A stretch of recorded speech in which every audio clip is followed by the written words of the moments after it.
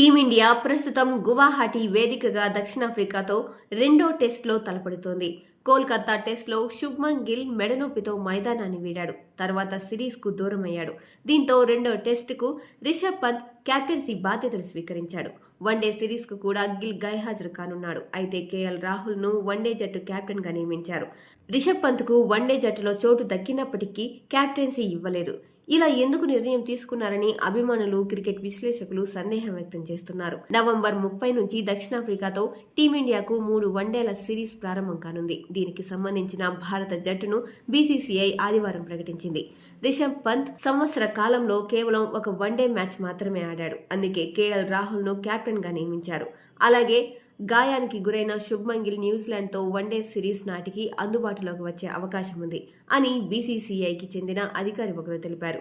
దక్షిణాఫ్రికాతో one day సిరీస్కు Bumrah, Siraj, Axar పటేల్కు విశ్రాంతినిచ్చారు. Bharat ఏ తరపున దక్షిణాఫ్రికా ఏ జట్టుపై మెరుగైన ప్రదర్శన చేసిన రుతురాజ్ గైక్వాడ్ వన్డే జట్టులోకి తిరిగొచ్చాడు.